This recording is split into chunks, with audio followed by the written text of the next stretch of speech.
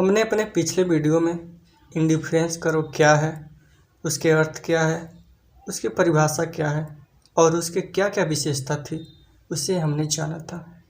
इस वीडियो में हम देखेंगे कि इंडिफरेंस कर्व की सहायता से किस प्रकार से कंज्यूमर इक्विलिब्रियम पॉइंट को प्राप्त करता है तथा उस बिंदु पर किस प्रकार से वह मैक्सिमम सेटिस्फेक्शन प्राप्त करता है, उसे हम जानेंगे। चलिए तटस्थता वक्रों के विश्लेषण के द्वारा उपभोक्ता के संतुलन को जानते हैं। जब एक उपभोक्ता अपनी दी हुई आय को दी हुई कीमतों पर वस्तुओं के निश्चित संयोग पर इस प्रकार खर्च करे कि उसको उस संयोग से मैक्सिमम सेटिस्फेक्शन प्राप्त हो, वही संयोग उस उपभोक्ता के लिए संतुलन का बिंदु कहलाएगा। इसकी विस्तृत व्याख्या हम आगे एक रेखाचित्र के माध्यम से समझेंगे। टाइबर्स-ईटोस्की एक अर्थशास्त्री हैं जो कहते हैं उपभोक्ता संतुलन की अवस्था में तब होता है जबकि वह वर्तमान परिस्थितियों में अपने व्यवहार को सर्वाधिक अच्छा मानता हो और उसमें उस समय तक परिवर्तित करना नहीं चाहता है जब तक कि परिस्थितियां अपरिवर्तित हैं। यानी टाइबर्स-ईटोस्की यह कहते हैं कि कोई भी उपभोक्ता अपने वर्तमान व्यवहार को यदि अच्छा समझ रहा है, यदि अच्छे से महसूस कर रहा है कि वह वास्तविक रूप से वर्तमान व्यवहार अच्छा है उसका, तो वह अपने संतुलन की अवस्था में कोई परिवर्तन नहीं करेगा। वह परिवर्तित तभी करेगा जब उसकी परिस्थितियां परिवर्तित हो। परिस्थितियां उसकी परिवर्तित तब होगी जब कीमतों में उतार चढ़ाव होगा, तभी वह अपने संतुलन बिंदुओं में खिसकाव करेगा। आगे चलिए हम उपभोक्ता संतुलन की शर्तों को देखने से पहले हम बजट लाइन यानी कीमत रेखा को देखते हैं। तो बजट रेखा दो वस्तुओं के उन सभी संयोगों का ग्राफी निरूपण होता है जिन्हें उपभोक्ता दी गई कीमतों तथा अपनी आय को व्यय करके खरीद सकता है। बजट रेखा को ही कीमत रेखा कहते हैं। इसे हम आगे रेखाचित्र विश्लेषण द्वारा बजट लाइन को समझते हैं। तो बजट लाइन हमने अभी देखा, अब हम यह देखते हैं कि उपभोक्ता के संतुलन के क्या क्या शर्त हैं। तो तटस्थता वक्र द्वारा उपभोक्ता का संतुलन दो तथ्यों द्वारा निर्धारित होता है।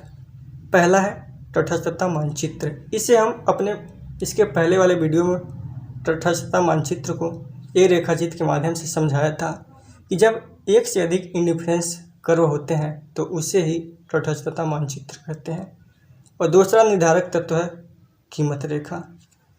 प्रोफेसर सुबियानी ने इस संबंध में लिखा है उपभोक्ता के संतुलन की दो मुख्य शर्तें हैं। पहला है कीमत रेखा तटस्थता वक्र को स्पष्ट करनी चाहिए, अर्थात MRS XY बराबर PX/PY। MRS इंडिफरेंस कर्व का ढाल है और PX/PY कीमत रेखा का ढाल है।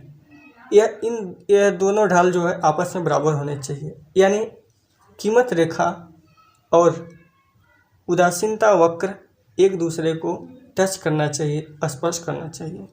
PX/PY किस प्रकार से कीमत रेखा का यह ढाल है, इसके ऊपर हम एक अलग से वीडियो बनाएंगे और यह बताएंगे किस प्रकार से PX/PY कीमत रेखा का एक ढाल प्राप्त होता है।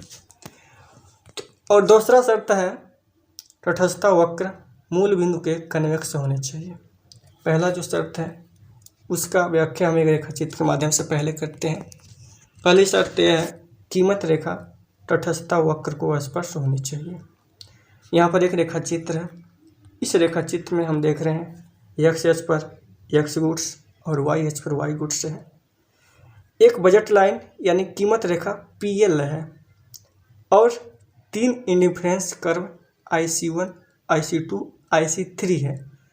IC1 indifference curve budget line को दो जगहों पर टच कर रही है और IC2 indifference curve budget line को एक बिंदु यानी E पर स्पर्श कर रही है और IC3 indifference curve budget line से बाहर है। जब हम उपभोक्ता की संतुष्टि की बात करते हैं तो पहले उसका संतुष्टि बिंदु E देखते हैं। ई पर हम देख रहे हैं कि एक्स गुड्स की वह 2 इकाइयाँ और वाई गुड्स की वह 4 इकाइयों की मांग कर रहा है, यानी इतनी खरीद कर इतनी पाकर वह संतुलन की अवस्था में है। यदि हम यह माने कि उपभोक्ता की बजट लाइन पर उसकी कुल आय उसकी 14 रुपया है, और हम यदि माने कि एक्स गुड्स के हर एक इकाई की कीमत 3 रुपया और वाई वस्तु की प्रत्येक इकाई की कीमत 2 रुपया है। यदि हम संतुलन की अवस्था ई माने तो ई पर 2x और y की वह वस्तुएं 4y की मांग कर रहा है, यानी प्राप्त कर रहा है। तो यदि हम रुपया की गुणा करें, जो एक इकाई x की 3 रुपया है तो 2 इकाई उसका 6 रुपया होगा, और y की एक इकाई की कीमत 2 रुपया है तो 4 इकाई की कीमत 8 रुपया होगा, यानी 8 + 6 14 रुपया होगा। हम देख रहे हैं कि उसकी बजट लाइन जो ई बिंदु पर इंडिफरेंस कर्व को स्पर्श कर रही है, इस पर वह अपनी 14 रुपया खर्च करके मैक्सिमम सेटिस्फेक्शन प्राप्त कर रहा है। यही उसकी मैक्सिमम संतुष्टि, यही उसकी इक्विलिब्रियम पॉइंट होगी। उपभोक्ता संतुलन का बिंदु यही होगा। यदि हम यह देखें कि एफ पर क्यों नहीं उपभोक्ता अपनी संतुलन की अवस्था में होता है, तो यह इसके बजट लाइन से बाहर है। चूँकि हम एक शर्त के अंतर्गत पढ़ रहे हैं कि कीमत रेखा तटस्थ वक्र को स्पर्श होना चाहिए। यहाँ पर कीमत रेखा तो तटस्थ वक्र यानी IC3 को स्पर्श भी नहीं कर रही है, तो कीमत रेखा के बाहर है। वहाँ पर उपभोक्ता का संतुलन कदापि भी संभव नहीं है। यदि हम IC1 इंडिफरेंस कर्व की बात करें, जो पहले एच की बात करें एच बिंदु पर, तो एच बिंदु पर हम देख रहे हैं कि उपभोक्ता एक्स की लगभग 1 से कम ही इकाइयाँ पा रहा है और वाई की लगभग 6.5 इकाइयाँ पा रहा है। चूँकि एक्स के एक इकाई की कीमत 3 रुपया है और वाई की एक इकाई की कीमत 2 रुपया है।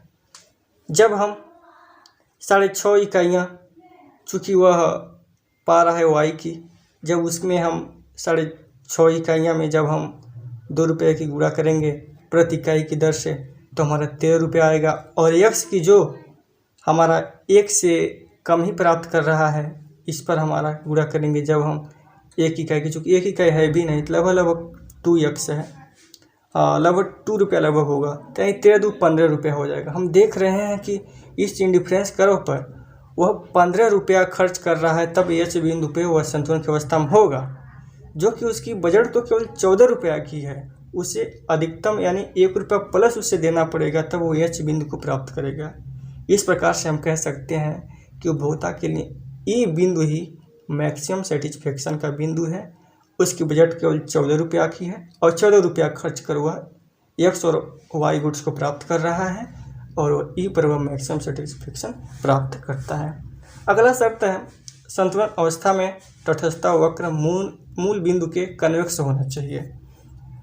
हम देख रहे हैं कि एक बजट लाइन है जो वाई गुड्स के 8 इकाई को टच करती है और एक्स गुड्स के 6 इकाई को। यह बजट लाइन पे 2 इंडिफरेंस कर्व टच कर रहे हैं, पहला IC2 और दूसरा IC1 है। IC2 जो है वह इंडिफरेंस कर्व वह मूल बिंदु के कन्वेक्स है, और जो IC1 है वह मूल बिंदु के कन्वेक्स नहीं है।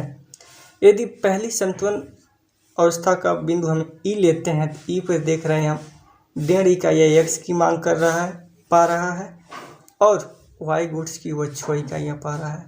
यदि हम यह मान लें कि उसकी मौद्रिक आय, उसकी कुल बजट उसकी 24 रुपया है, वह 24 रुपया में ही एक्स और वाई को खरीद कर संतुलन अवस्था को प्राप्त करना है उसे, और एक्स के 1 इकाई की कीमत 4 रुपया और वाई की एक इकाई की कीमत 3 रुपया है, तो एक्स के 1.5 इकाई की कीमत जो है उसका हो जाएगा 6 रुपया, और वाई के जो 6 इकाई हैं 6 × 3 करेंगे तो 18, और एक्स गुड्स में जो खर्च किया वो 6 किया, यानी 18 + 6 = 24 रुपया देकर वह ई बिंदु को प्राप्त कर रहा है। ई पे उसे मैक्सिमम सेटिस्फेक्शन मिल रही है।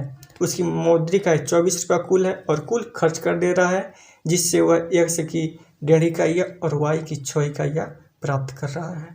यदि हम इंडिफरेंस कर्व IC1 की बात करें तो देख रहे हैं कि IC1 मूल बिंदु के कन्वेक्स नहीं है। चूँकि हम जानते हैं कि इंडिफरेंस कर्व हमेशा मूल बिंदु को कन्वेक्स होना चाहिए, लेकिन फिर भी हम देखते हैं जी बिंदु को।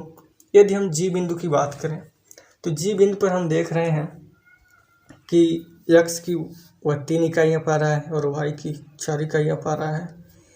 यदि एक्स के 1 इकाई कीमत हम देख रहे हैं 4 रुपया है या 3 इकाई है, तो 4 गुणे 3 करेंगे 12, और वाई की वो 4 इकाइयाँ पा रहा है और 1 इकाई की कीमत 3 रुपया है, तो कुल उसे 12 रुपया खर्च करते हैं, यानी 12 + 12 24 रुपया, यानी उसकी कुल बजट 24 रुपये है और 24 रुपया खर्च करके जी बिंदु प्राप्त कर रहा है। जी बिंदु प्राप्त कर रहा है, यानी हम कहेंगे कि 24 रुपया देकर यहाँ पर भी तो संतुलन की अवस्था में, लेकिन नहीं, ऐसा नहीं है। 24 रुपया वह दे तो रहा है जी बिंदु पर भी और संतुलन की अवस्था में, लेकिन इंडिफरेंस कर्व की विशेषता होती है कि वह मूल बिंदु के कन्वेक्स होता है और यह उस नियम को फॉलो नहीं किया। इस प्रकार से उपभोक्ता का यहाँ पर संतुलन होना सही नहीं है, उसके लिए ई बिंदु ही सही है। यदि हम एफ बिंदु को देखें, एफ भी एक बिंदु है जो इंडिफरेंस कर्व है। ये तो देख रहे हैं कि कीमत रेखा के नीचे, कीमत रेखा से बाहर है। यहाँ पर यदि उपभोक्ता एफ बिंदु पर अपना संतुलन अवस्था स्थापित करना चाहता है तो एक्स की उसे 1.5 इकाई और वाई की उसे 5 इकाइयाँ। एक्स की 1.5 इकाइयाँ हैं, यानी 1 इकाई की कीमत जब 4 रुपया है तो 1.5 इकाई की कीमत आपका हो जाएगा 6 रुपया, और वाई की वो 5 इकाइयाँ पा रहा है, 1 इकाई की कीमत 3 रुपया है, 3 × 5 = 15, 6 21, 21 रुपया खर्च करके वह एफ बिंदु को पा रहा है, क्योंकि उसकी 3 रुपया बचत भी हो जा रही है। और यहाँ पर हमें बचत नहीं देखना है, हमें यह देखना है कि किस प्रकार से वो 24 रुपया कुल खर्च करके वह संतुलन की स्थिति को पा रहा है। तो हम यह देखेंगे किस प्रकार से उपभोक्ता के संतुलन को इनकम इफेक्ट प्रभावित करता है। जब उपभोग की जा रही वस्तुओं को स्थिर मान लिया जाए और उपभोक्ता की आय यानी मौद्रिक आय में परिवर्तन होता है, तब उपभोक्ता की मांग में जो परिवर्तन होता है उसे ही आय प्रभाव कहते हैं। दूसरे शब्दों में हम जानना चाहें तो इस प्रकार है, आय प्रभाव उपभोग मात्रा में परिवर्तन को बतलाता है, जो केवल आय में परिवर्तन के कारण उत्पन्न होता है, जबकि वस्तुएं की कीमतें स्थिर रहती हैं। इसे एक रेखाचित्र से भी समझ सकते हैं। इस रेखाचित्र में एक्स एच और वाई एच पर क्रमशः एक्स गुड्स और वाई गुड्स हैं। 3 budget line A B A1 B1 A2 B2 हैं और 3 indifference curve IC1 IC2 IC3 जो तीनों बजट लाइन को क्रमशः D1 और D2 पर टच करते हैं। जब D1 और D2 को मिलाते हुए हम एक लाइन खींचते हैं जिसे हम ICC यानी इनकम कंजम्पशन कर्व कहते हैं। इस रेखाचित्र से यही निष्कर्ष निकलता है किस प्रकार से उपभोक्ता की आय जब बढ़ती है तो बजट लाइन बाईं और दाईं खिसक जाता है। मान लीजिए सबसे पहले हमारी बजट लाइन A1 B1 है, उपभोक्ता की आय बढ़ गई तो बजट लाइन बढ़ के हमारी बाईं तरफ यानी A2 B2 हो जाएगी। मान लीजिए उपभोक्ता की आय घट गई तो बजट लाइन दाईं तरफ खिसक जाएगी, यानी A1 B1 से हमारी बजट लाइन अब AB हो जाएगी। इस प्रकार हमने आय प्रभाव को बजट लाइन और इंडिफरेंस कर्व के माध्यम से यह समझा। अब हम देखते हैं आय प्रभाव के 2 रूपों में बांटा जा सकता है। पहला पॉजिटिव इनकम इफेक्ट और दूसरा negative income effect. Positive income effect से तात्पर्य है कि उपभोक्ता की जैसे ही आय बढ़ती है वह उसकी बजट लाइन बाईं तरफ खिसक जाएगी, यानी धनात्मक ढाल शो करेगा। अब ऋणात्मक आय प्रभाव यानी निगेटिव इनकम इफेक्ट को जानते हैं। इस तथ्य का उल्लेख सर्वप्रथम रॉबर्ट गिफिन ने किया था। देख रहे हैं एक रेखा चित्र है इसमें जो एक्स और वाई पर क्रमशः एक्स गुड्स और वाई गुड्स है और 4 budget line AB A1 B1 A2 B2 और A3 B3 है और 4 इंडिफरेंस कर्व भी है IC1 IC2 IC3 IC4 जो क्रमशः budget line AB A1 B1 A2 B2 A3 B3 को P1 P2 और P3 पर स्पर्श कर रहे हैं। जब हम इनको मिलाते हुए एक रेखा खींच रहे हैं तो इस रेखा को हम ICC कहते हैं। आईसीसी से हम यही स्पष्ट कर पा रहे हैं कि यक्स वस्तुओं की मात्राओं को लगातार बढ़ा रहा है उपभोक्ता और वाई वस्तु की मात्राओं को घटा रहा है। यह तभी होगा जब उपभोक्ता की आय बढ़ेगी।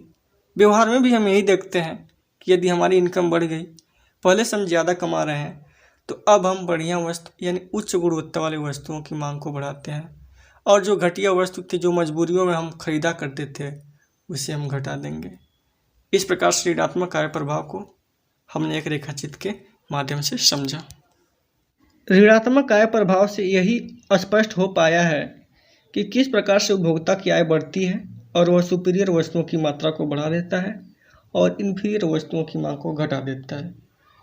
यानी ऋणात्मक आय प्रभाव में हमने जो रेखाचित्र बनाया था, उनमें एक्स वस्तु सुपीरियर वस्तु थी और वाई वस्तु इन्फीरियर वस्तु थी। वह इन्फीरियर वस्तुओं की मात्रा को घटा देता है और सुपीरियर वस्तुओं की मांग को, उपभोग को बढ़ा दे रहा है। लेकिन यह आवश्यक नहीं है कि प्रत्येक घटिया वस्तु का उपभोग आरंभ से घटना शुरू हो जाए। इसे समझने के लिए हमने एक रेखाचित्र बनाया है। इस रेखाचित्र में दो आय उपभोग वक्र ICC1 और ICC2 है। ICC1 पर दो संतुलन बिंदु A1 A2 है और ICC2 पर दो संतुलन बिंदु A3 A4 है।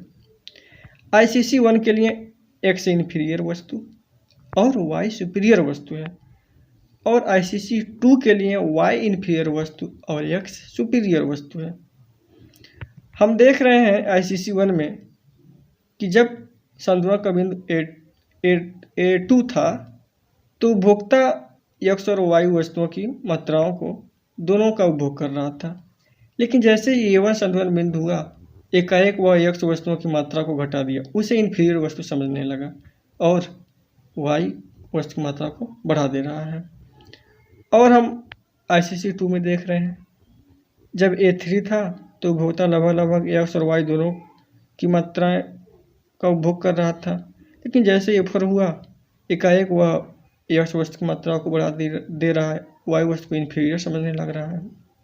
यानी कह सकते हैं A2 के पहले और A3 के पहले जो हमारा X और Y वस्तुओं का उपभोग है, वह दोनों लगभग बराबर है।